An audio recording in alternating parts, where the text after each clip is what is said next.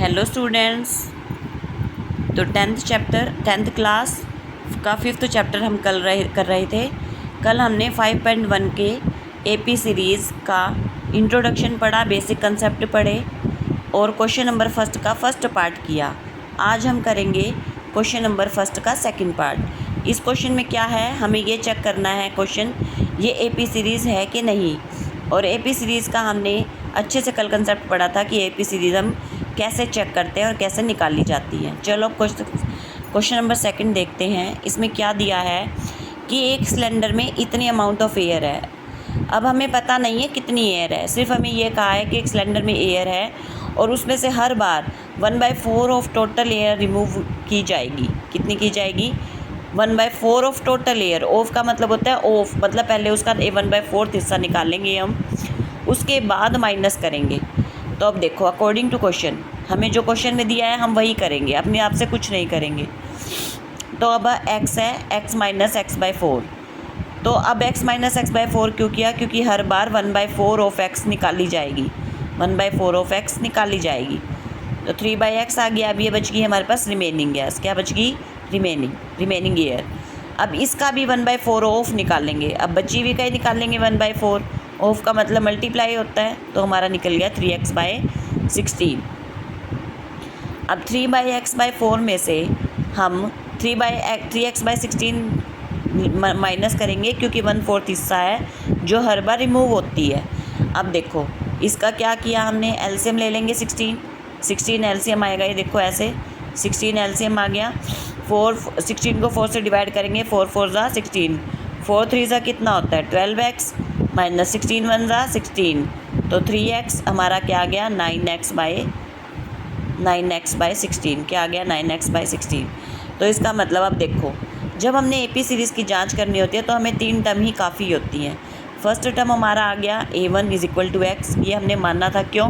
क्योंकि ये हमें गिवन नहीं था। जब कोई चीज़ हमें गिवन ना हो तो हम उसको लेट कर लेते हैं x। क्या लेट कर लेते हैं, मान लेते हैं, इसको बोलते हैं मान लेते हैं। सेकंड टर्म हमारी आ गई a2 3x/4। थर्ड टर्म आ गई हमारी 9x/16 = a3। अब एपी सीरीज़ का हम देखेंगे, is it an AP series और नॉट। कैसे देखेंगे? अब देखो, मैंने कल भी बताया था तुम्हें कि दूसरी में से a2 - a1 = a3 - a2 = d के। d मतलब सेम आना चाहिए। d का मतलब होता है कॉमन डिफरेंस, जो सेम आना चाहिए। अगर डिफरेंस आपका सेम आता है तो इसका मतलब आप एपी सीरीज़ है, नहीं तो नहीं। अब देखते हैं, चलो चेक करके। अब a2 - a1, a2 तो हमारी 3x/4 थी और ये हमारी x/1। एलसीएम ले लिया हमने 4 और 3x - 4x = -x/4 = d। अब देखो थर्ड टर्म हमारी 9x/16 माइनस सेकेंड टर्म है 3x/4।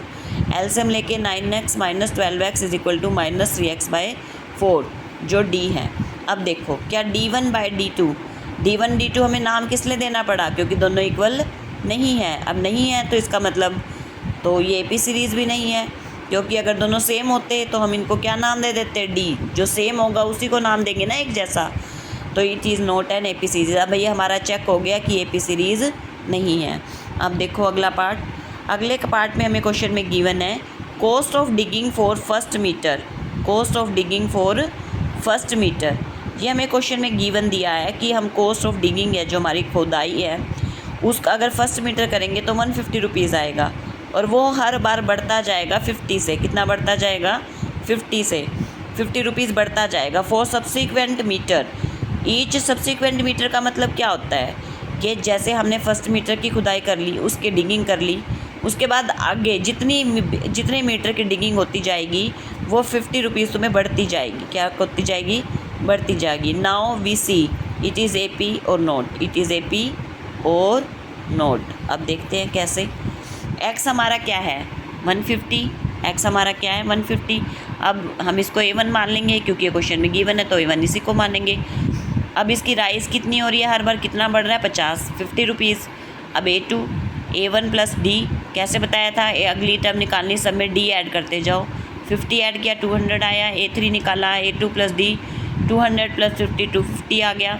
a4 आया a3 + d 250 + 50 300 आ गया। अब देखो a1 a2 a3 a4, वैसे तो 3 भी बहुत होती हैं, पर हमने 4 निकाल ली, 5 निकाल, ये आपके ऊपर डिपेंड है आप कितनी निकालोगे। लेकिन AP सीरीज़ का 3 टर्म से भी पता चल जाता है D सेम आ रहा है कि नहीं। 4 निकालो तो और ज़्यादा अच्छा है। 150, 200, 250, 300। अब देखो, हमें देखने से पता चल रहा है कि हमारा हर बार D जो है वो 50 सेम आ रहा है, सेम आ रहा है। अगर सेम आ रहा है तो इसका मतलब ये AP सीरीज़ है। अब हमारी ये क्या हो गया, कंक्लूज़न निकल गया कि हमारी AP सीरीज़ है या नहीं। इसी तरह से अब अगला क्वेश्चन इसका फोर्थ पार्ट में क्या आया हुआ है कि एक आदमी ने अमाउंट डिपॉजिट किया 10,000 रुपीज़।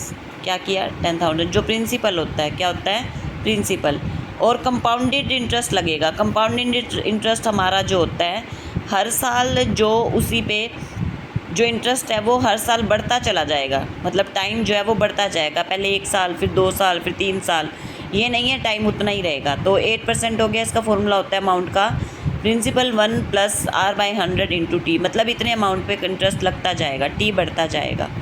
टाइम, T का मतलब होता है टाइम।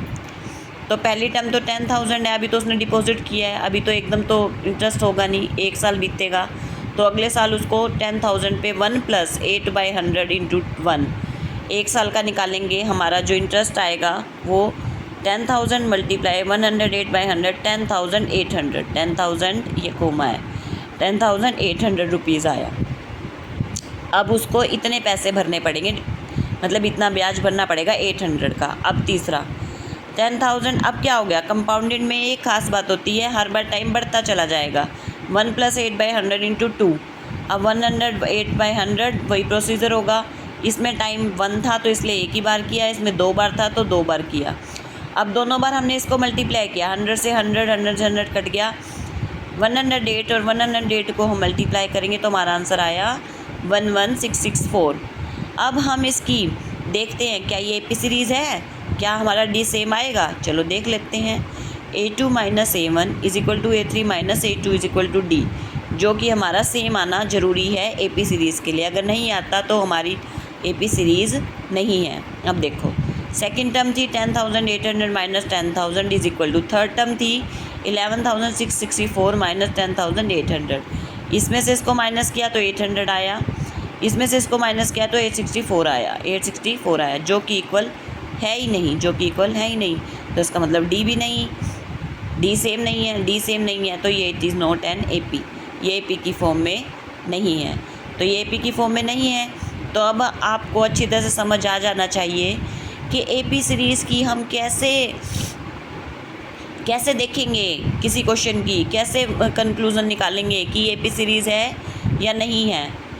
तो हम क्या करेंगे, कॉमन AP सीरीज़ हम कैसे निकालते हैं, AP फॉर्म हम कैसे निकालते हैं, और हमें कैसे पता चलता है कि हमारा D सेम है, ये स्टेटमेंट हमारी AP फॉर्म में है या नहीं है। AP सीरीज़ निकलनी पता चल गई इससे, ये AP फॉर्म में है या नहीं है, ये हमें इन सब क्वेश्चनों से पता चल गया। अब इस फर्स्ट क्वेश्चन में हमारा इतना ही था कि ये पता करना था AP सीरीज़ है कि नहीं। अब अगला क्वेश्चन कल से करेंगे।